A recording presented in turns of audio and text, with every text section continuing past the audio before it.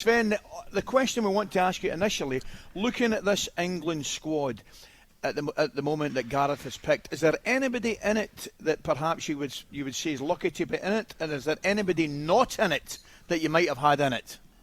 Ali, he's gone straight. Not messing, straight in, Sven. Who shouldn't be there? I heard Arnold was injured, or he's out. Is that Yes, true? he's injured. Yes, he's injured. Arnold, yeah. But you have a lot of right backs, so you will survive that. There's a few in reserves as well.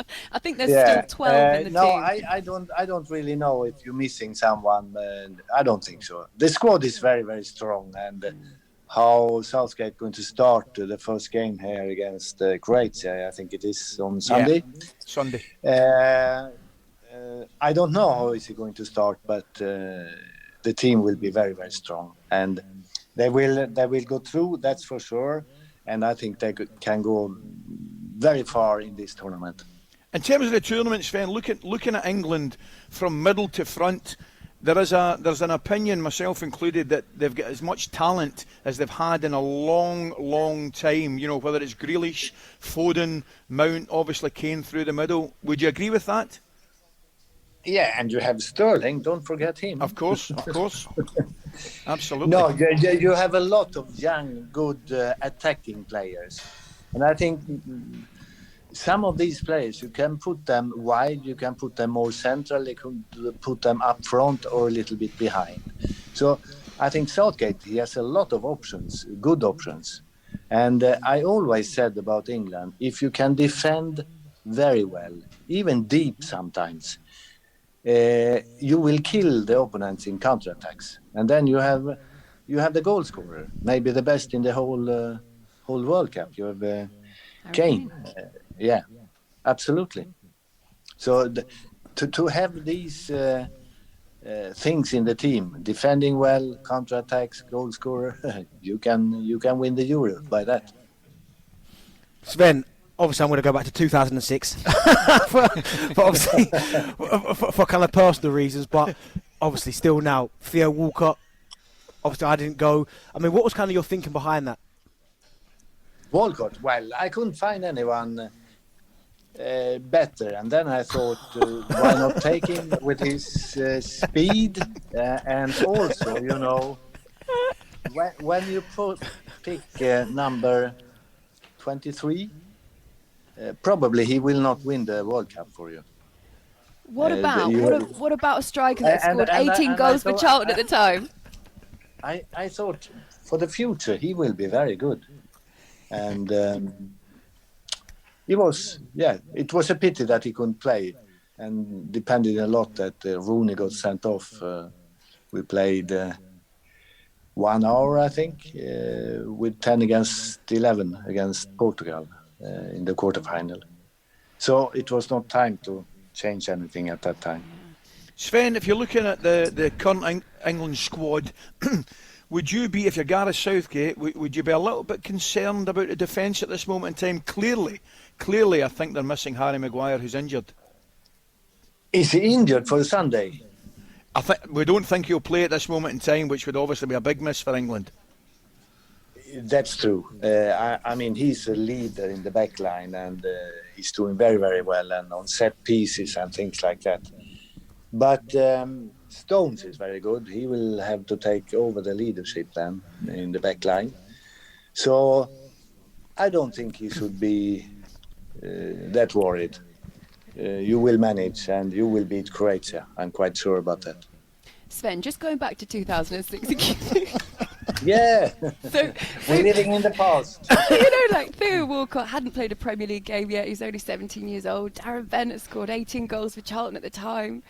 Did you feel like Darren might have had a potential to offer you a little bit more than Theo at the time?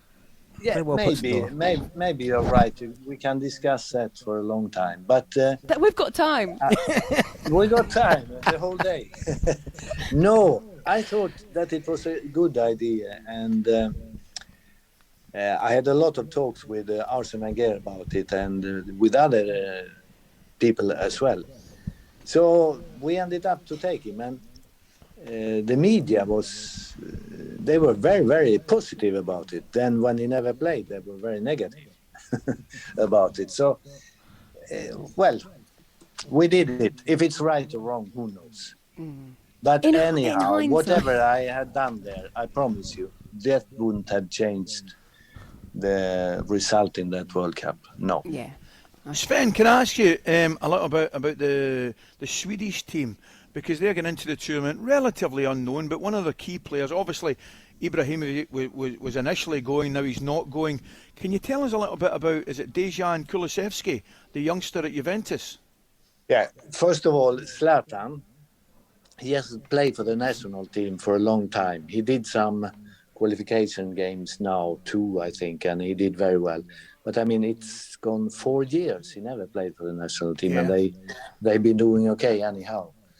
The young player, he's very good. And I mean, he's playing for Juventus. Maybe not regular, but at the end of the season, he was regular, Kulusevski. And he's one of those players, when he gets the ball, you never know what's going to happen. You know that something will happen. But what, you don't know, because he's not one of these, those players, you know what he's going to do. You don't know what he's going to do. And when it's small space, very narrow, everything, he can come out with the ball from there.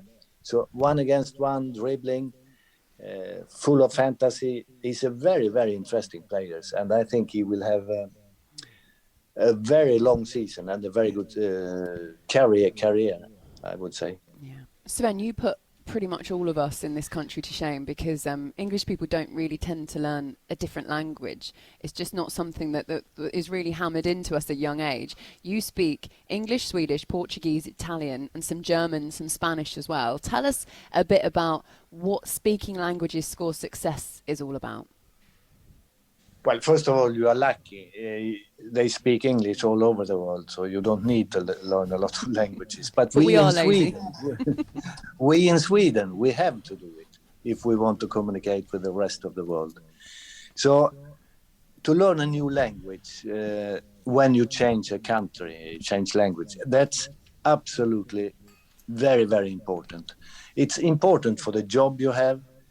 It's important for how to live, looking at television, reading newspapers, going to dinner with the local people.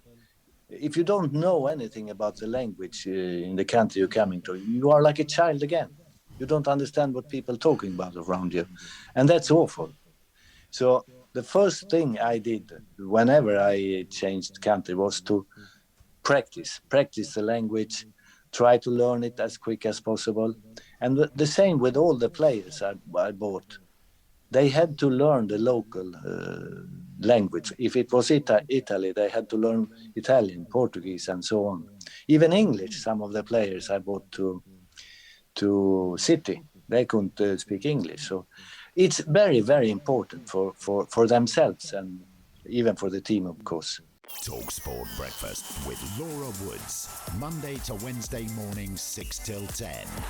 On AM, on DAB, via the talkSPORT app and on your smart speaker. talkSPORT.